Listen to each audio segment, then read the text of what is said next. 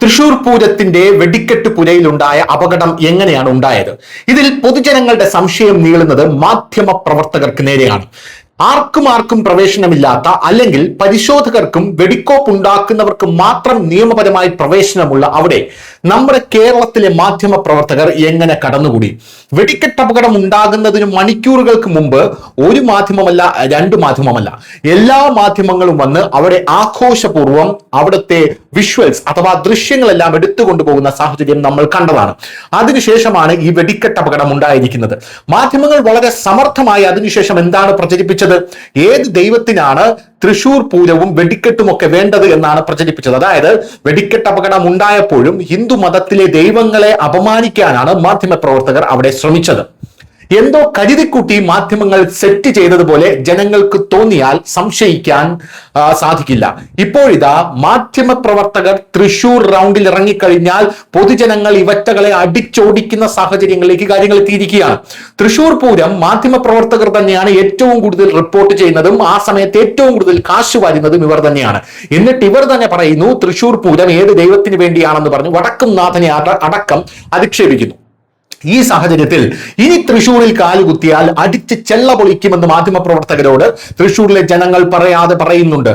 അതുകൊണ്ട് തന്നെ തൃശൂർ പൂരം തങ്ങൾക്ക് കവർ ചെയ്യണമെങ്കിൽ പോലീസ് പ്രൊട്ടക്ഷൻ വേണമെന്ന് പറഞ്ഞ് ഇപ്പോഴിതാ തൃശൂർ പ്രസ് ക്ലബ്ബ് പോലീസിന്റെ സംരക്ഷണം ആവശ്യപ്പെട്ടിരിക്കുന്നു എന്ന റിപ്പോർട്ടാണ് ഇപ്പോൾ പുറത്തു വരുന്നത്.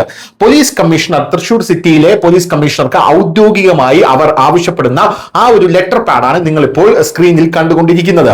ഇതിൽ പറയുന്നത് മാധ്യമപ്രവർത്തകർക്ക് നേരെയുള്ള സൈബർ ആക്രമണങ്ങളിലും ഭീഷണിപ്പെടുത്തലുകളിലും അടിയന്തര നടപടി സ്വീകരിക്കണം എന്നാണ് ഇവർ അപേക്ഷപ്പെടുന്നത്.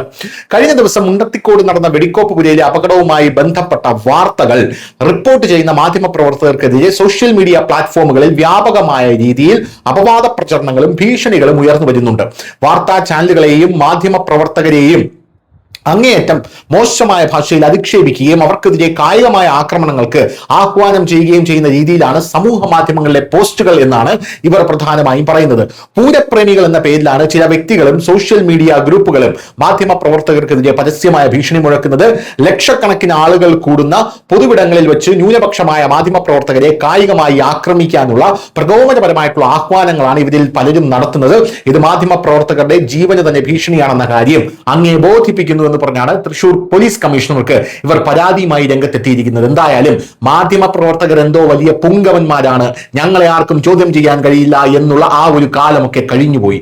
ജനങ്ങൾ തന്നെ മാധ്യമ പ്രവർത്തകരെ ചോദ്യം ചെയ്തേക്കും എന്നുള്ള ഒരു നറേറ്റീവ് ഇപ്പോൾ മാധ്യമ പ്രവർത്തകർക്കിടയിൽ തന്നെ ഉയർന്നു വന്നിട്ടുണ്ട്. എന്തായാലും തൃശൂർ പൂരം വരുമ്പോൾ അതിനെ കൊണ്ടാടുകയും അതിനുശേഷം വടക്കുംനാഥനെയും തൃശൂർ പൂരത്തെയും തെറി പറയുന്ന മാധ്യമ പ്രവർത്തകരുടെ ഇരട്ടത്താപ്പ് തുറന്നു കാണിക്കപ്പെടുകയാണ് സോഷ്യൽ മീഡിയയിൽ. ശബരിമലയിലെ കേസും വ്യത്യസ്തമല്ല. ശബരിമല മകരവിളക്ക് വരുമ്പോൾ ഏറ്റവും കൂടുതൽ റേറ്റിംഗ് കിട്ടാനായി മകരവിളക്ക് കൊണ്ടാടുകയും അതിനുശേഷം മകരവിളക്കിനെ അധിക്ഷേപിക്കുകയും ചെയ്യുന്ന ഒരു മാധ്യമ പ്രവർത്തകരെയും ഇനി ഈ നാടിന് ആവശ്യമില്ല. അങ്ങനെയുള്ളവർ മാധ്യമ പ്രവർത്തകരല്ല എന്ന് മാത്രമേ പറഞ്ഞു വയ്ക്കാനുള്ളൂ. News desk, news Malayalam.